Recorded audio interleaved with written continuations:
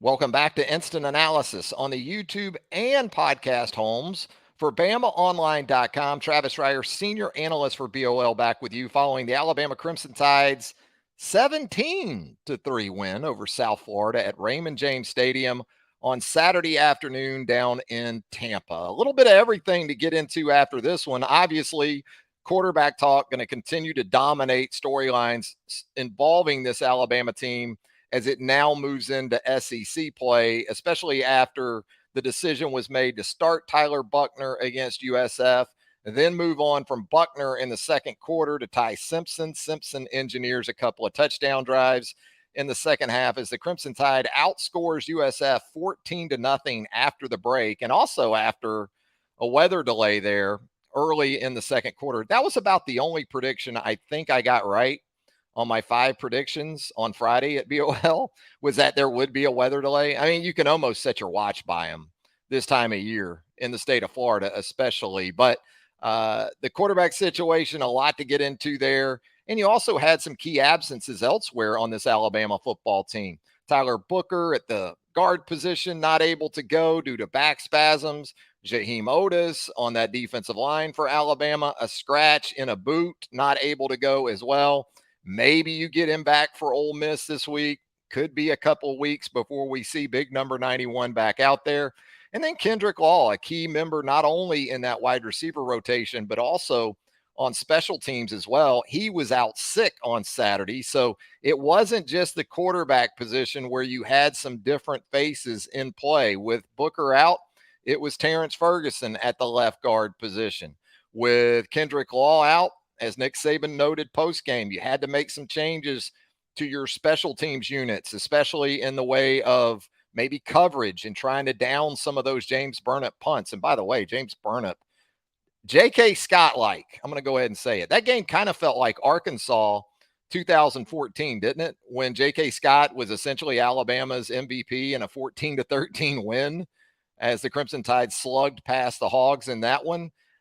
So you did have to deal with some things at some different spots on both sides of the football, not just with the number one position in everyone's mind. And so we'll get into that as we move along as well. First, credit where credit is due. Roydell Williams, simply outstanding, and give the offensive line some credit too. And understand, I'm not going to try to make USF anything that it isn't. This isn't USF from 20 years ago. This isn't BJ Daniels quarterbacking USF. This is not a very good South Florida team. And I think that's obviously fueling the frustration for Alabama fans, even after a 14-point win. And so I'm not gonna drink the Kool-Aid, so to speak, and say, oh, everything's fixed. It's not. I don't really know what to tell you about the quarterback situation at this point, other than I still feel like all too often these quarterbacks who their skill sets, to me anyway, align more with zone read and incorporating them into the design run game, are being used in a way that's more in line with drop back passing. It's not sustainable against quality competition. I don't think it is. Maybe they'll develop. Maybe Alabama will stick with one guy and develop, and that player, maybe it's Ty Simpson. He comes along here in the next few weeks and becomes that kind of quarterback. It just doesn't seem like a good fit right now for what Alabama's trying to do. What we did see in the second half, though, was more tight ends, more running backs, especially on that first touchdown drive there in the second half where Ty Simpson, to his credit, with a really nice ball to C.J. Dupree to spark that. Then you get Roydell going. Huge second half for Roydell Williams. 12 carries, 124 yards. I think he had 5 for 5 at the half. And not a bad day for Jace McClellan either. I mean, between the two Alabama running backs, you are talking about 203 rushing yards in the game. And Roydell, especially effective after the break. So there are some positives if you're talking about identifying an identity for this offense. I think they took a step perhaps in that regard. Again, we're going to learn a lot more in the next few weeks with Ole Miss coming up, Mississippi State, although Mississippi State had a rough one against LSU earlier on Saturday. But offensively, very much still a work in progress. Perhaps Alabama found some things there in the second half. again, playing without one of your anticipated starters and Tyler Booker. I thought Terrence Ferguson was okay.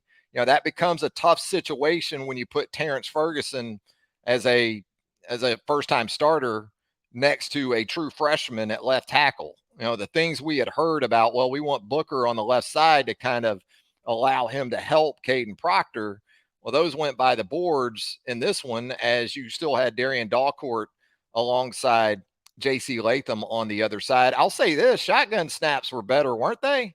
Seemed like it was tougher conditions for Seth McLaughlin, but perhaps he got some things figured out. I think there were still one or two that were a little hot, maybe a little bit off, but relative in comparison to what we had seen in the first 2 weeks of the season, I thought there was improvement there. And again, just a big boy approach to the run game late in the game, 6.5 minutes left. Nick Saban goes to his offensive line and says, I'm going to put it on you guys, finish the game. And Alabama was able to do that. Now, you had some penalty issues. It wasn't so much quantity as it was when you got them. You lose a 100-yard kickoff return to a hold on Jeremiah Alexander there in the first half. I thought the hold on Caden Proctor, though, in the fourth quarter was bogus. Now, they said it was on Caden Proctor. Maybe it was on someone else. I'm going to go back and watch it again here in a little bit for second watch on Sunday on YouTube there, our BOL home for YouTube. And I'm going to check it out. Maybe they got the number wrong, because watching it back right after the play, it didn't appear as if Caden Proctor held anybody. Now, Caden Proctor still has his issues. And I think if you're going to go with formations that ask him to pass protect one-on-one against some guys like he's seen so far this season, it's going to be problematic. Now, Caden Proctor is a true freshman. Caden Proctor is a massive individual. I think Caden Proctor in this upcoming offseason is going to have to make some changes to allow himself to be able to deal with the bend and the speed that he's seen. If you're going to leave him there in one-on-one situations, that's going to probably have to happen. I think he probably knows that at this point as well. I mean, all this size with this Alabama offensive line is great as long as you're running the ball effectively. If you're not running the ball effectively and you're in third and long a lot and you're in obvious passing situations, that's when size cannot work to your advantage. It can work to your detriment, because now you are dealing with twitchy, explosive pass rushers that are able to take advantage of some situations when they get those one-on-ones. I thought defensively, Alabama did what it needed to do against an offense, as we told you throughout the week, gave up a ton of tackles for loss and 6 sacks to Florida A&M last week. So you certainly anticipated a hike in the TFLs and sacks for Alabama compared to a week ago when it was spare to none against the Texas Longhorns in Tuscaloosa. So you got some good things out of Dallas Turner. I thought Malachi Moore played to the standard that you expect, not only for his position at Alabama, but just down in and down out, that kind of guy that you can count on. I thought Malachi Moore gave you that as well. Deontay Lawson did some good things. And I thought Chris Braswell too. Chris Braswell, I don't know if it showed up in the stat box as much as, say, like Dallas Turner, but he did some really good things, some things that help get stops in some situations like fourth down when Alabama gets the stop. And I thought Chris Braswell and Malachi Moore were big in that situation. And by the way, Chris Braswell did have 3 tackles for loss, a sack, a pass breakup, in a quarterback hurry. But Dallas with a big play in the first half for sure, with the strip sack that helped at least get Alabama on the scoreboard with the field goal by Will Reichard. Deontay Lawson, once again, with a big game as far as tackles. He has 10 in the game, 1.5 for loss. And then you also had some mental lapses on the defensive side of the ball, like, and it's fourth and medium. And in that situation, USF's going to try to draw you off sides. And it wasn't just that Deontay Lawson was off sides. It's that 3 or 4 guys stopped playing. And it's a shot play. It's a free play for USF.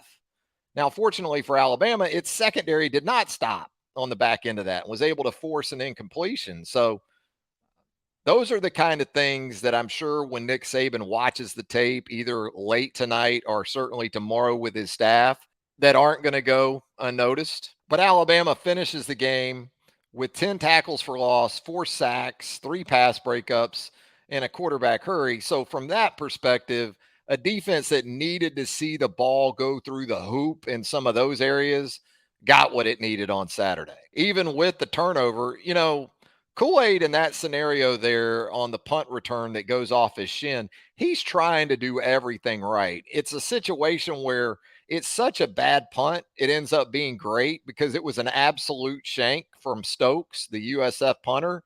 But in coming up and alerting his teammates on that punt return to get out of the way, to stay out of the way, he came up so hard that when the ball took a forward bounce, he really didn't have time to react to it. So that results in the Crimson Tide's only turnover of the day. Again, credit the defense for responding, forcing a field goal in that situation.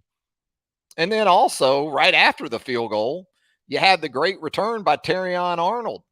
And I don't even know if he needed the hold because the USF coverage unit player, he is coming down so hard from right to left. I think Terrion's just going to try to make the guy miss that he did make miss, and then he's out the gate. So you lose the big kickoff return. But again, when you talk about the punting of James Burnip, 8 punts for a 46-yard average. He had a long of 60. He had 4 punts down to inside the USF 20 and probably could have had a couple more with a little better luck and maybe a little better work from his coverage guys. Will Reichert, his only attempt of the game there in the first half, a 30-yarder is true. He makes both of his extra points.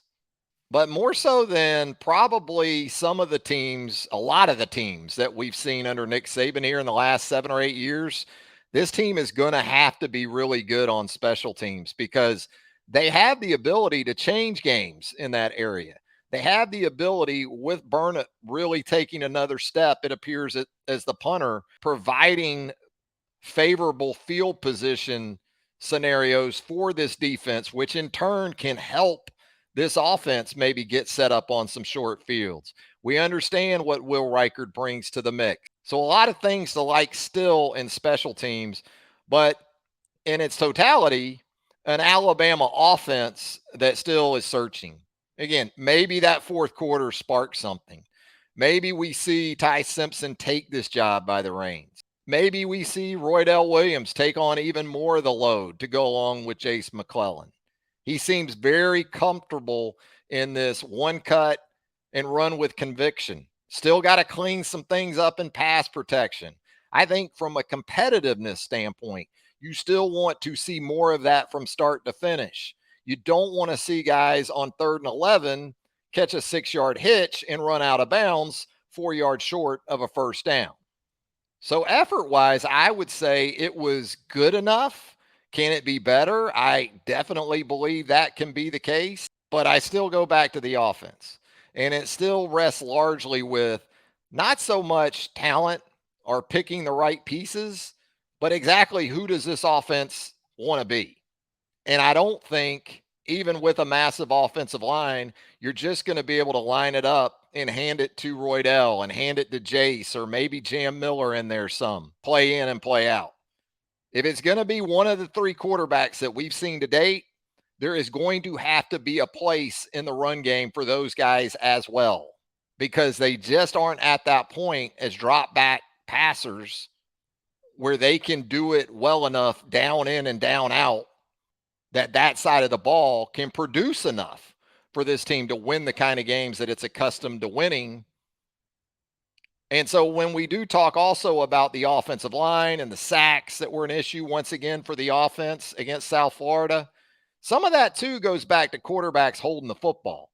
Some of these protections, some of these plays are designed to get the ball out quick.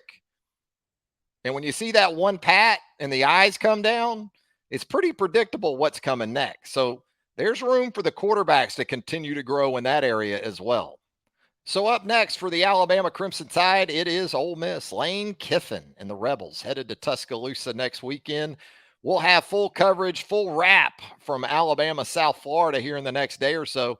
And then we'll start getting you ready for Alabama and Ole Miss. Again, complete coverage right now at BamaOnline.com. Come hang out with us at the Roundtable, the premium message board of choice for Alabama fans around the globe. Charlie Potter, Clint Lamb, Jimmy Stein, and myself from the team perspective. And then, as always, when it comes to recruiting, site publisher Tim Watts, Andrew Bone, and Joseph Hastings got you covered there as well. Travis Reier, thanking you once again. And until next time, so long, everybody.